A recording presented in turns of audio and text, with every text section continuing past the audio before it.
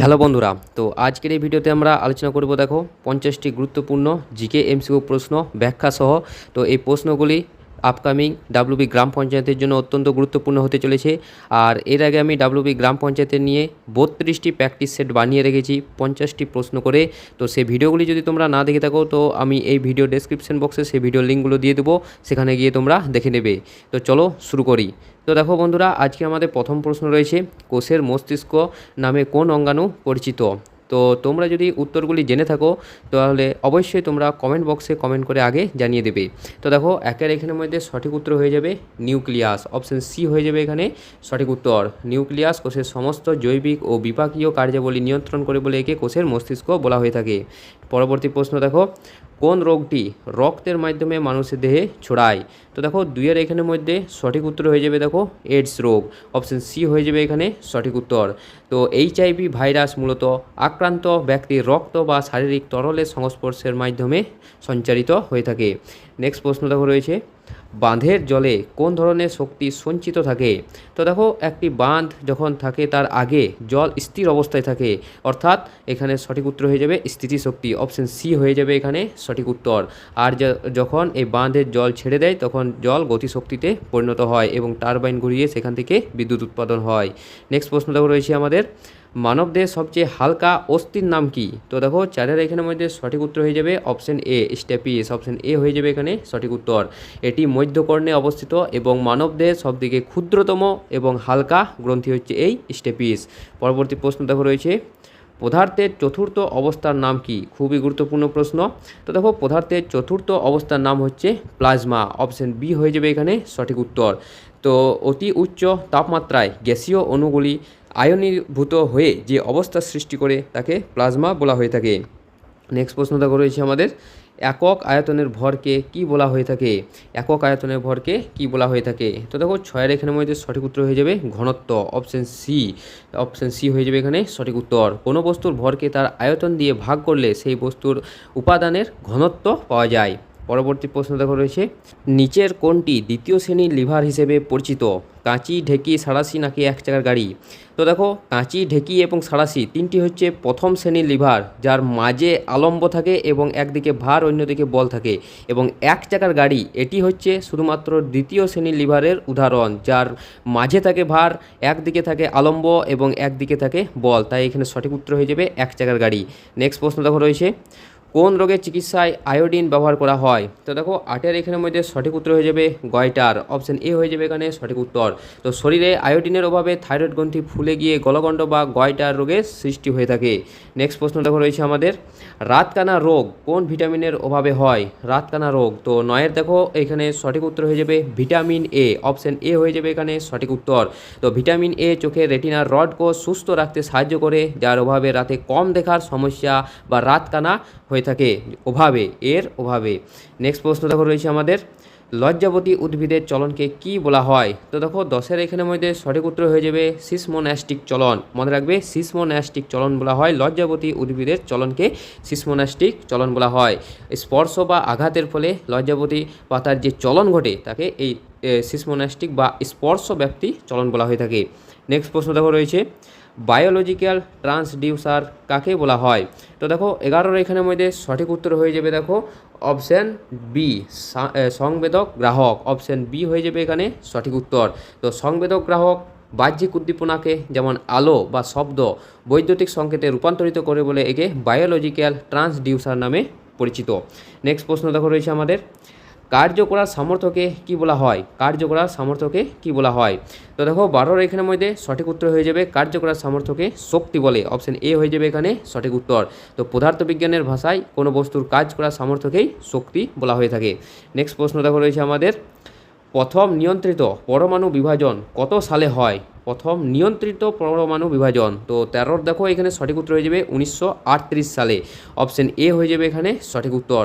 তো 1938 সালে বিজ্ঞানী অটো হান এবং ফ্রিজর স্ট্যাসম্যান প্রথম পরমাণু বিভাজন বা নিউক্লিয়াস ফিশন আবিষ্কার করেন। নেক্সট প্রশ্ন দেখো রয়েছে, সবচেয়ে নমনীয় ধাতু হিসেবে কোনটি পরিচিত?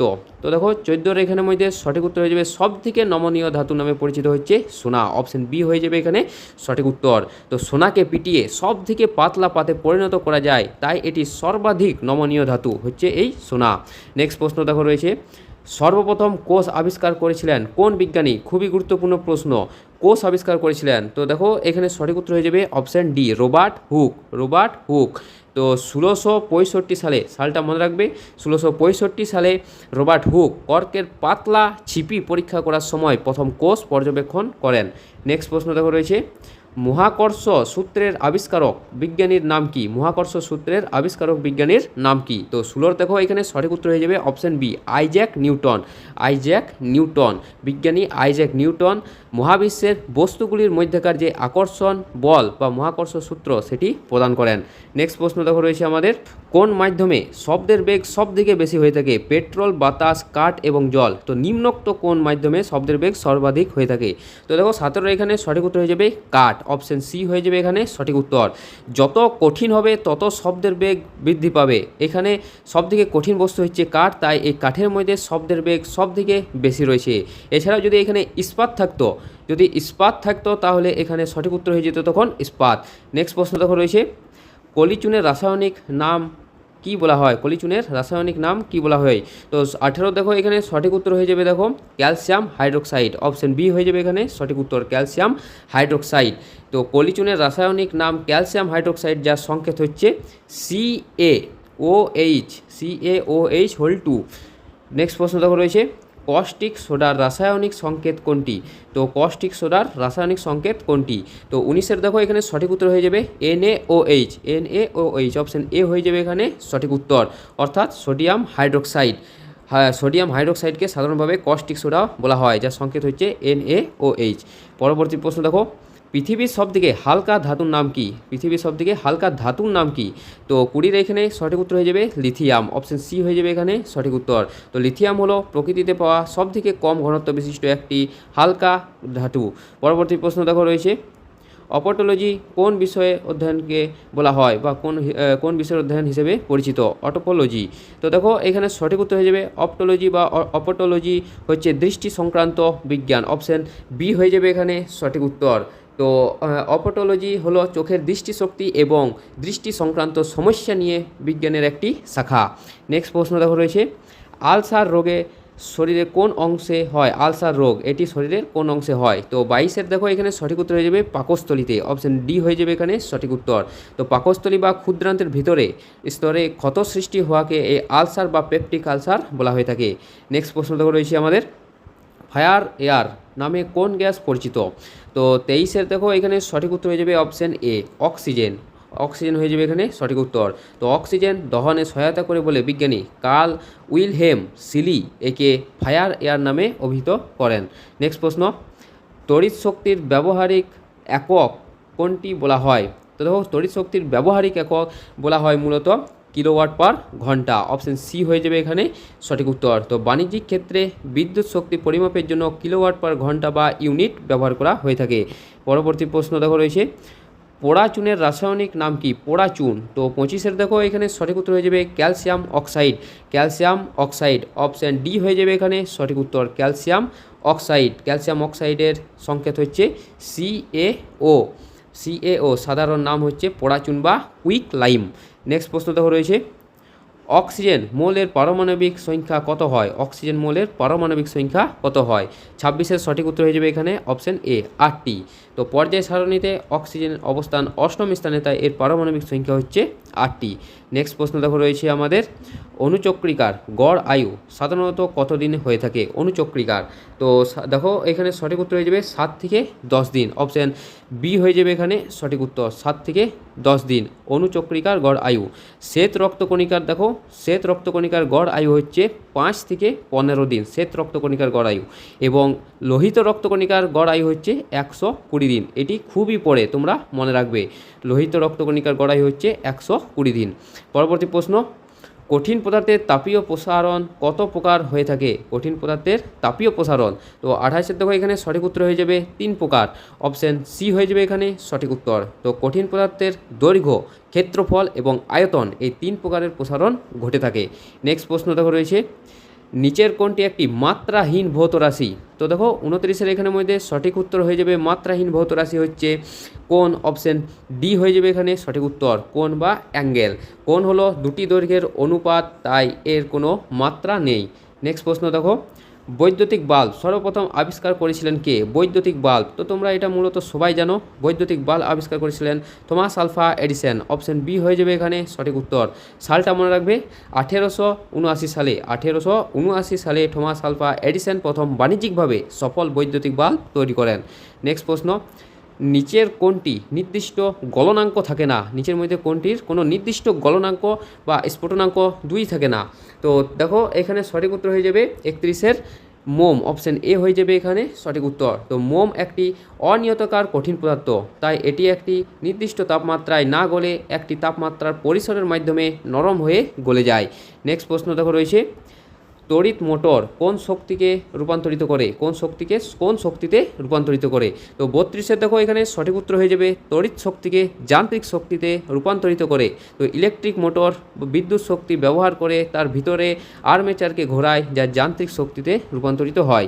নেক্সট প্রশ্ন দেখো রয়েছে, বায়ুচাপ পরিমাপের যন্ত্রের নাম কি? তো বায়ুচাপ পরিমাপের যন্ত্রের নাম হচ্ছে দেখো ব্যারোমিটার, অপশান বি হয়ে যাবে এখানে সঠিক উত্তর, ব্যারোমিটার। তো বায়ুমণ্ডলের চাপ মাপার জন্য ব্যারোমিটার ব্যবহার করা হয়, থার্মোমিটার ব্যবহার করা হয় মূলত তাপমাত্রা মাপার জন্য। নেক্সট প্রশ্ন দেখো রয়েছে, নিচের কোন অক্ষরটি দর্পণে ভিন্ন দেখায়? এম, ডাব্লু, এ নাকি এন? তো আমরা জানি যখনই একটি দর্পণের সামনে কোনো বস্তুকে রাখা হয় তখন তার উল্টো প্রতিবিম্ব গঠিত হয়। তো এখানে সঠিক উত্তর হয়ে যাবে অপশন ডি, এন। তো এম, ডাব্লু এবং এ অক্ষরগুলো পার্শ্বীয়ভাবে প্রতিসম হওয়ায় দর্পণে একই দেখাবে, কিন্তু এই এন এর পার্শ্বীয় পরিবর্তনের ফলে এটি উল্টে যাবে।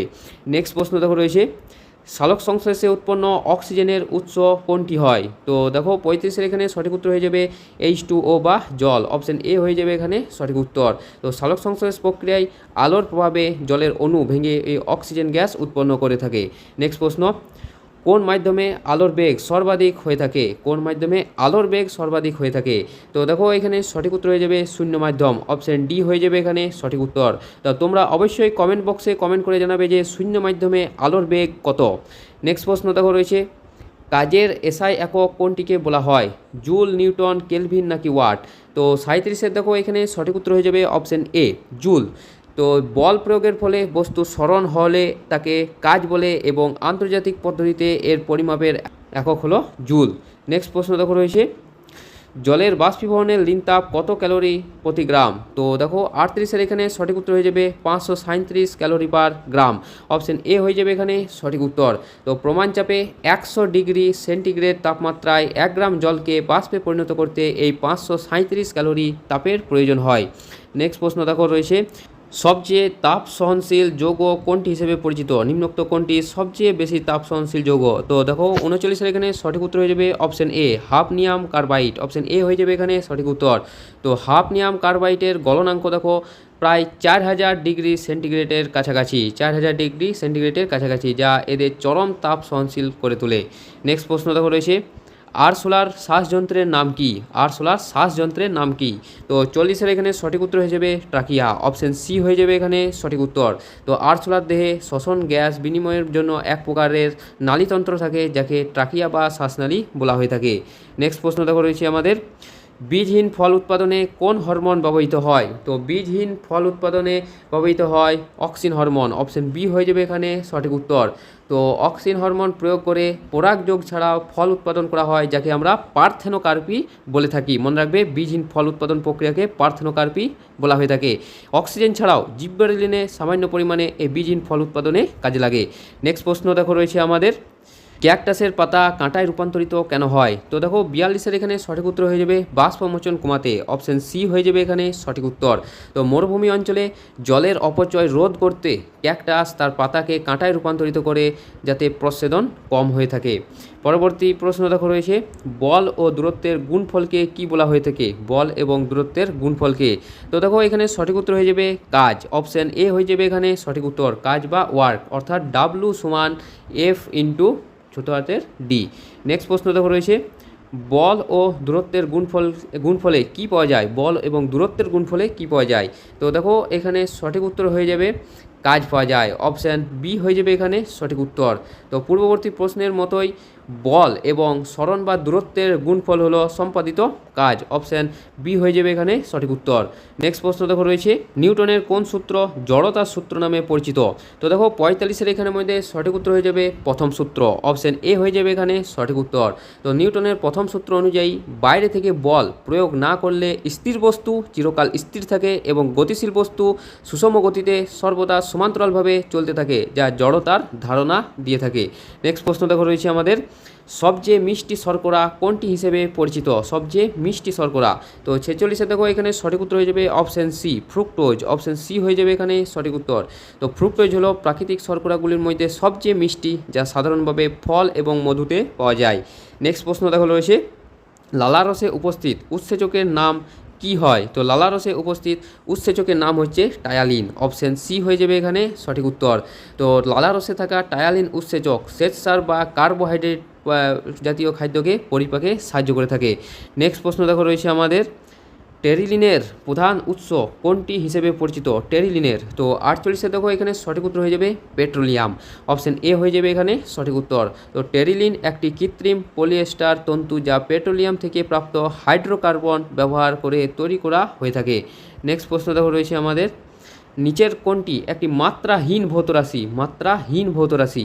তো দেখো 49-এর এখানে সঠিক উত্তর হয়ে যাবে অপশান ডি। মূলত এই প্রশ্নটি দুবার রিপিট হয়ে গিয়েছে, তাই অবশ্যই মনে রাখবে যে মাত্রাহীন একটি ভৌত রাশির একক হচ্ছে কোণ বা অ্যাঙ্গেল। অপশান ডি হয়ে যাবে এখানে সঠিক উত্তর। পরবর্তী প্রশ্ন দেখো রয়েছে, সুরশোলাকার আকৃতির সাধারণত কেমন হয়ে থাকে? সুরশোলাকার আকৃতি সাধারণত কেমন হয়ে থাকে? তো দেখতেই পাচ্ছ এটা হচ্ছে সুরশোলাকার। তো এর আকৃতি মূলত হয়ে থাকে ইউ আকৃতির। তোমরা দেখতে পাচ্ছ এই ইউ আকৃতির হয়ে থাকে। তো সুরশোলাকার বা টিউনিং ফর্ক সাধারণত নির্দিষ্ট কম্পাঙ্ক তৈরির জন্য এই ইউ অক্ষরের মতো তৈরি করা হয়ে থাকে। তোমরা এটা অবশ্যই মনে রাখবে। তো বন্ধুরা, এই ছিল আমাদের 50টি গুরুত্বপূর্ণ জিকে এমসিকিউ প্রশ্ন। তার মধ্যে তোমরা দেখতে পাচ্ছ যে 1টি থেকে 2টি প্রশ্ন রিপিট হয়ে গেছে। তো তোমরা অবশ্যই জানাবে যে এই 48টি প্রশ্নের মধ্যে কতগুলি প্রশ্নের উত্তর দিতে পারলে। আর ভিডিওটা যদি ভালো লেগে থাকে অবশ্যই লাইক করবে, আর চ্যানেলে যদি প্রথম হয়ে থাকো অবশ্যই সাবস্ক্রাইব করবে। তো দেখা হচ্ছে পরের একটা নতুন ভিডিওতে অন্য টপিক নিয়ে। ধন্যবাদ।